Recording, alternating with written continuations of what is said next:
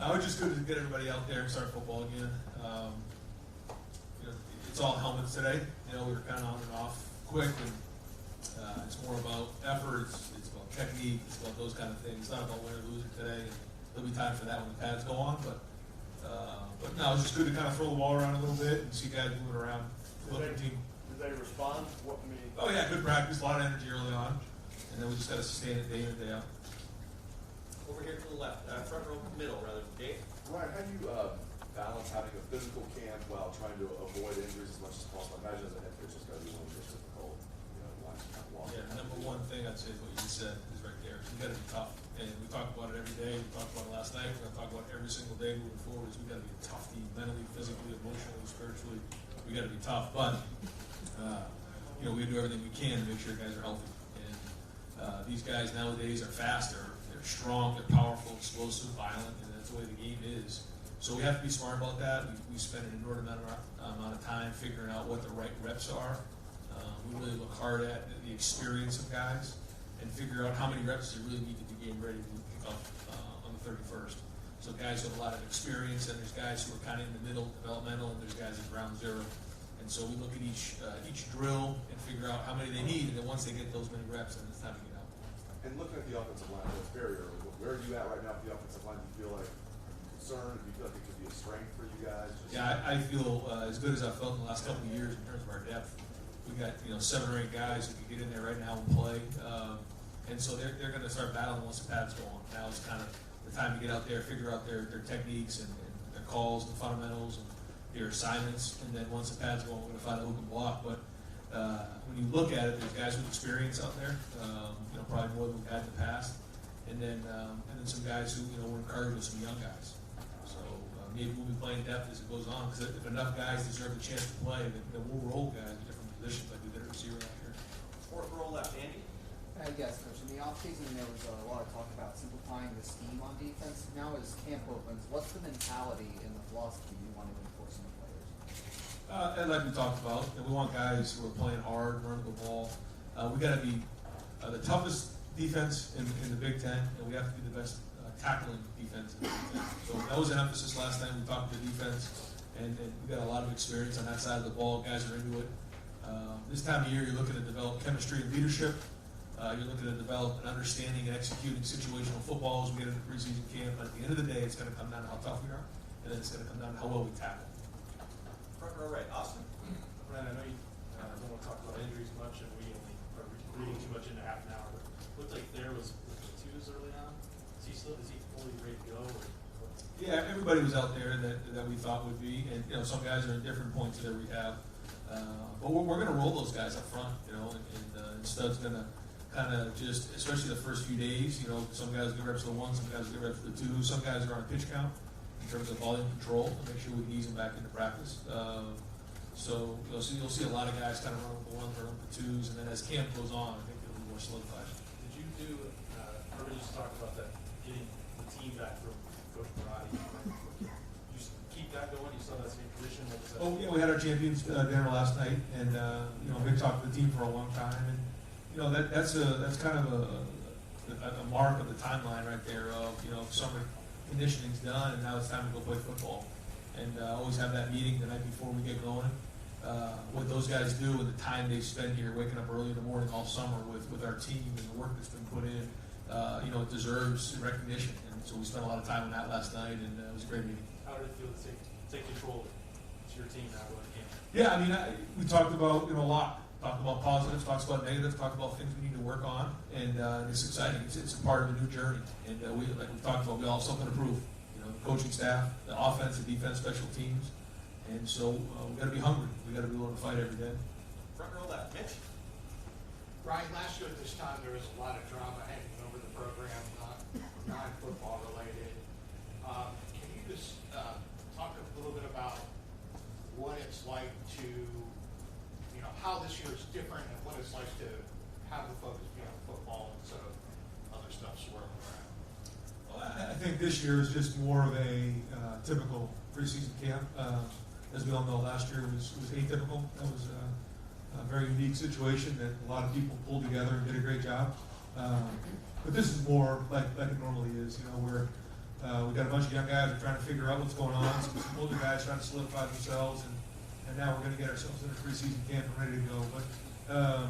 But yeah, I think this is more like the norm this year. Yeah, a follow-up. How often have you seen Urban since the beginning of the year, and like, what are the nature of your meetings with them? Do you talk about everything, or do you talk about? Yeah, we talk about everything, yeah, everything. How often do you meet? I don't know what exactly the regularity of it is, but we talk a lot. And, you know, like I said, he's been a resource for me and for everybody here, and still involved, you know, in terms of being part of the university and everything he does there. And right across the street if we need advice, and especially just me being a first-time head coach, and unbelievable resource that way. He's been great. Far left, Lori? Coach, real quick, what time did you arrive on campus this morning, out of curiosity? I think it was just after 6 o'clock. And do you feel like you have your systems installed offensively and defensively, or is that process that has to play out as you set your depth chart and as you have I think schematically on offense, we're probably a little ahead of the defense just because we've been together longer on our side of the ball. However, we have a lot of guys who haven't played, so there's some inexperience there. I would tell you if it was Ayer Mumford or KJ Hill or Luke Farrell or J.K. Dobbins, one of the guys who's been around for a while, yeah, much further ahead there. But, you know, if you're one of the quarterbacks or you know, you're Jonah Jackson or somebody like that, Garrett Wilson, though, we're just about where the defense is, which is, you know, about, I guess, 6 months into this thing. But I feel good. I feel good about where we are schematically right now. And now we just got to put it on the field and kind of see what schemes best fit our personnel. Because sometimes you make assumptions, even coming out in the spring, it's more about individual development. And then in preseason, you really, you know, put your team together and kind of figure out where you are as a unit, as a team. And you make assumptions thinking you're going to be one way, and then as it goes along, you figure out that, you know what, maybe we need to go down this road. And so that's what the next few weeks are all about. Right, Bill? Last year, quarterbacks didn't play the standard Ohio State expects. What have you seen from David Arnett and Jeff Cleveland in particular that lead you to believe, I assume, that they're going to be hold that standard? How much does the new scheme affect that? Well, I think you're looking at some guys there who are hungry, who you know, have built a relationship with Jeff Hafley, that believe in what he's teaching. I see those guys had a great off season with Nick, gotten stronger, gotten faster, got quicker, but it put some time in really to really master the techniques that Jeff is teaching. And so, you know, even today, just watching them out there, they're in a good place. I think they're really owning the technique and understand they have to play the technique. And so, again, we'll see once the pads go on and the games start happening. But you know, I would be disappointed if all three of those guys weren't really good this year. And I've been asked this a million times, but can you again just kind of give your assessment of the quarterbacks and what the situation is there? Most people assume Justice Field is going to be the guy. There's time. It's the same thing. We just got off the field from day one, so it hasn't really changed since, you know, a couple weeks ago when we talked about it. I mean, you know, guys are all going to get reps. We're going to roll guys early on, and then, you know, based on how they play, we're going to kind of create a little bit of a depth chart and go from there. Third row left, Dan? Ryan, you were asked about last year, but just how much do you draw from that opportunity that you had to be a head coach of the fall camp last year as you go into your second fall camp? Yeah, big time. Because now this is the first time since I've become head coach where this is the second time I've done something. So we had the meeting last night. That was the second time we did that last year. First practice on the field, we did that last year. So that's good to draw upon. You know, check your notes, some things you said, things you did, and so that helps because again, it's not the first time doing it. So good day today, and we'll just keep building and check our notes as we go.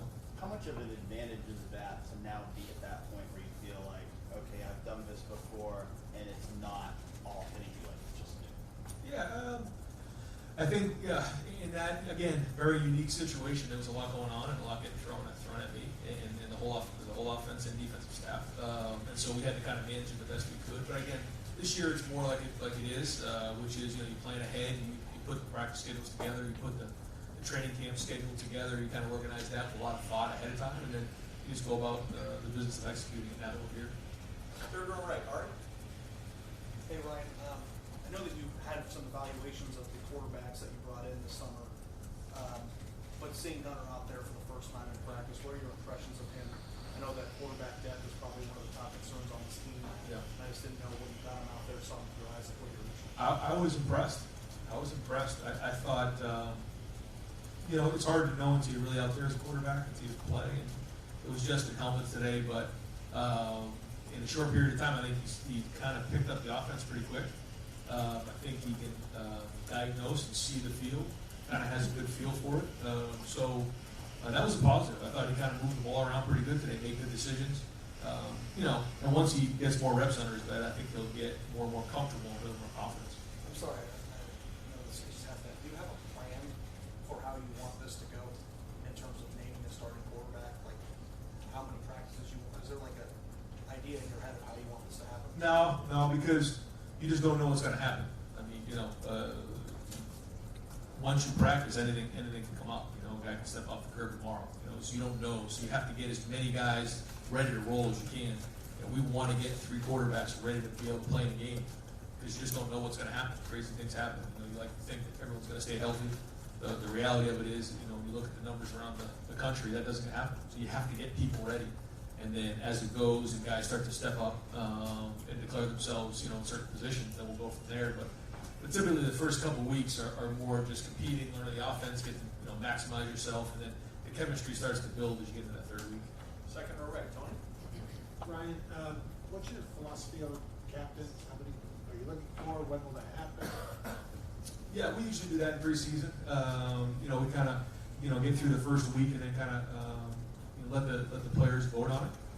That's what we did last year. And then based on how the voting comes out, then we'll try to decide. I mean, sometimes when there's really good leadership, you can find yourself with maybe 4 or 5 captains. Sometimes maybe 1 or 2. And so we'll kind of do the same thing this year. We'll let the team vote, kind of see what the votes, how they come in. You'd like to have a couple on offense, a couple on defense. Ideally, you'd like to have a couple guys up front and then a couple guys in the back end with the skill guys. I mean, that's the ideal situation. But we'll see how the vote comes through, and then we'll decide from there. Do you have a decided vote?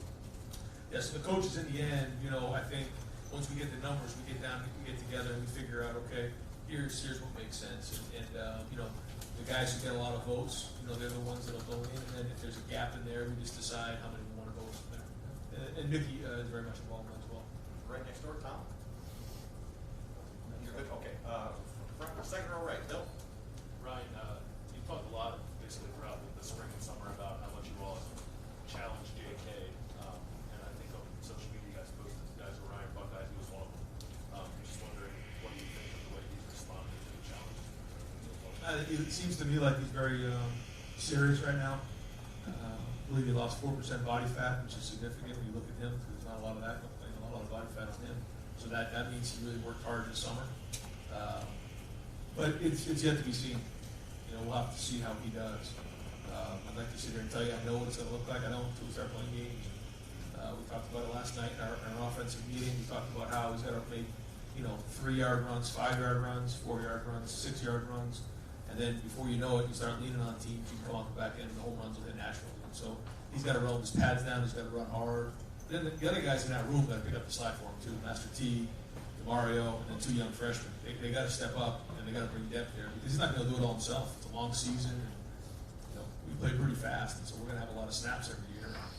So it's about that room, and JK's the leader of that room. I was going to get to that as much as you talked about how much you're going to have to rely on JK, how much of that is you don't quite know what there is behind it just yet? Master and Marcus. Well, it doesn't matter. Those guys are going to they don't have a choice. Someone's going to have to step up. So we're not just going to put JK out there like that. So one of those guys has to step up. Now, who's it going to be? Who wants to get the reps? Who wants to be the guy who gets those backup reps? They'll be dependent on preseason. But someone's going to do it. It's not like we're going to just put JK out there because we don't have any depth there. I mean, we've recruited well. Those guys are very talented. They're good kids. So somebody will step up. Third row middle, Tim? Yeah, number one, Ryan, is the beard, is that a preseason camp beard, a playoffs or bust beard, or is it gonna stay? Well, I had one going before Big Ten Media Day, and then I figured I was going to shave it for that. And then I said, preseason camp, I'll let it go, maybe for a week or so, and then I'll get rid of it again.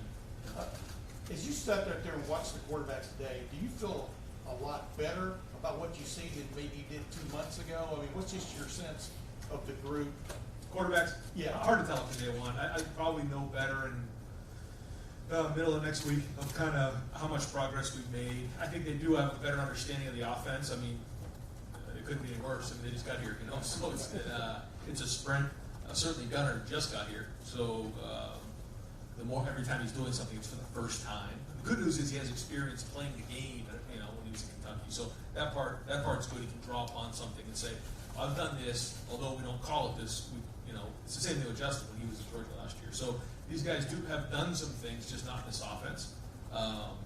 But we'll have a better idea next week, I think. And two of the quickies. Y'all are number 5 in the first major preseason poll. I think that's legit for this team. What is it you sense about this team that replacing a lot of people, including the head coach, yet people still, how legit is that to you? Well, I think there's obviously respect for the program, respect for the talent that's been recruited here, respect for the guys who played last year and were back here, respect for the coaching staff, respect for a lot of things. But truth be told, we haven't done anything. And like I said, we got to prove it. And what really matters is what it is at the end of the year. And so we got to do it. We got to prove that we're the best team in the country. And that's we got to go about the business of doing every day. And the last thing, Chase Young seems to be asserting himself even more leadership-wise and stuff. What have you seen over the last 2 years changes in him? He's a very likable young man. Guys like him. He's got a great, happy-go-lucky personality. But I see a little more seriousness now. I think he knows this is his time to really step up and be a leader. And time goes fast. I talked to the freshman about that the other day. Seniors always say, "Man, this went fast." Well, he's telling you it's going to go fast, and I think he understands that. Is that this is a huge year for him.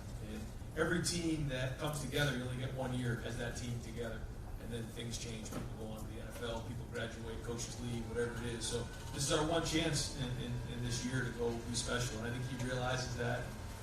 He's got to take advantage of it this year. Front row left, Doug. Were you a captain in college? I was. What does that mean to you? Being a captain is just the respect of your peers you go with every day. It's one of those things you remember because what you think you are is one thing, but then when your peers vote you to be captain, then there's a certain respect, and it means a lot. You talked at Big Ten Media Days about the idea of you're going to have a green quarterback, especially for the first 6 weeks before that bye week. How does that realization sort of show up now? Is there something in how you practice, anything you said to the guys? I mean, you told us, it's obvious, you're going to have a young quarterback. But what does that mean and how you guys approach things?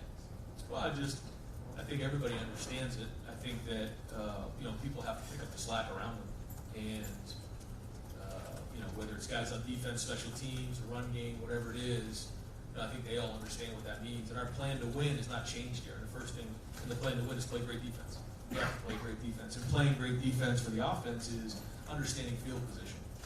The second thing is no turnovers, and understanding that we can't put the ball and give the ball to the defense. We can't turn the ball over.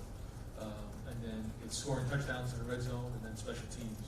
And so if we can hang on to those things right there as we allow the quarterback position room to grow, then we'll be okay.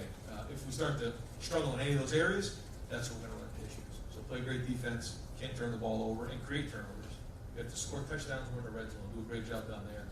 And then we also got to play really good special teams. And all the work the guys put in the offseason, the Champions Dinner, and Gold, Red, Blue, and Iron Buckeyes, and all the stuff for waiting to reward them. When you get into preseason practice, how much does that stuff carry over? Do guys earn spots at the beginning of camp based on you kick butt in the offseason and then the competition is on? How much does that, in your football evaluations now, how much do you consider all the work they put in the offseason? Yeah, naturally what ends up happening is the guys who are bold guys, they find ways to be leaders, they find ways on the field, they find ways to make an impact. And then also it goes to show you that we take care of those guys in certain areas. Like for instance, when we go to the hotel next week, the guys who are goal guys, they'll actually have their keys. If they need to go do something, they can go to the drugstore if they need to get something or whatever it is. We allow them to do those type of things. We treat the goal guys a little bit different because they're doing everything the right way. And so that carries over to the season as well. And it's almost like a everyday thing is that if you're blue, red, or gold, you get treated a little bit differently. And then that's why guys fight to get themselves into that gold position. And you get treated a little bit differently in the battle for playing time? Or Well, I think, from academics to off the field to Coach Mick to the position coaches, when you're a gold guy, you're gonna be front line. Now, you have to go win. It's not gonna guarantee anything. And, it's like we say all the time, when you run a race, everybody runs a race, but somebody wins the race. You gotta win the race, you gotta win a position, you gotta win the game. And so, yeah, sure, those guys are treated like gold around here, but at the same time, you still have to play the game, you still have to win the position. Third row right, Kyle, we got time for just a couple more folks. You kind of touched on this earlier, but in Chicago, you said ideally one of the quarterbacks would kind of separate and you have a smarter to that. Are you and Mike kind of approaching this as like, is it 2 or 3 week competition? Yeah, I think so. Yeah, I think after the first week, we'll kind of come up for air after the first scrimmage and say, okay, where are we? Is there that much of a gap right now? And then after the second week, there'll be another scrimmage. And at that point, we'll kind of get an idea of where the gap is. And if it's not a big gap, then we'll just keep it going. And the minute it separates, then that's when we go ahead and name it. But naming a starter right now, naming a starter in a week doesn't give you anything really. We want to make sure that guys are competing and we're getting everybody developed so that we have 3 quarterbacks ready to roll if we need to go play all 3. Jerry, Go ahead, I'm sorry. Jerry gave us a tour of like the new stuff in the facility. Just in like this modern era of recruiting, just how important is it to kind of have among the best? Yeah, unbelievable. Yeah, the new addition is huge for us. It's really catapulting us in recruiting, which is really important. We say that we give, and create an environment which is one of the best in the country in terms of taking care of a student athlete, on the field, off the field, like everything here, and then, emotionally and socially. And so something like that is huge. And guys can come in here, they can spend all day here, play arcade, shoot baskets, play on the golf simulator, they can recover on the cryo, they can go upstairs, watch a movie, whatever it is, play pool. They can spend all day here, which is what we want. We want them to feel like this is their home. Front row left, Stephen, do you have your Yeah, hand? Coach, just following off what Doug was asking about the gold, the red, the blue. The program has been put in place with Coach Meyer for 7 years, 8 years now with yourself. Just, you made it sound like blue was just your one step from being out the door type thing. It's kind of the way you portrayed it. Do you have many people at this stage, after this program's been established for so long, that are in the blue category, or? Well, we actually put the freshmen and the young guys, anybody who's new to the program is still in blue too. So it's actually a bigger number than you think. If you've been in the program for 2 or 3 years and you're still in the blue, that is bad. Yeah, you should not be in blue if you're in year 2 or 3. Something's gone wrong. Do you have many of those guys right now? We don't. No, we don't. Most of those guys have moved into the red and then a bunch of them moved into gold. Front row left, Stephen. I'll follow up on that. Are there any underclassmen who may potentially be in the gold that you want to point out? No, nobody offhand. There's a lot of young guys who are talented who, they just have to prove themselves. It's like anything else. They're here and they just have to prove themselves on the field, they have to prove themselves off. Talking about the fact that the other positions around the quarterback kind of have to step up while there's a learning process. How quick is that learning process going to be? Is there like a week where, okay, that learning process needs to pick up a little bit more? No. It's every day. It's every day we got to go, and it's not going to be done week 1, week 2, week 3. You think about last year where Dwayne was. He was, he threw some interceptions early in the season. That really didn't matter because we were in some lopsided games. He made a couple of decisions that weren't great, and he learned from it. He learned from games the year before when we were playing Illinois, and he just spits the ball up and then returned it for a touchdown, and then JT had to come back on the field. But those are all the lessons that need to be learned.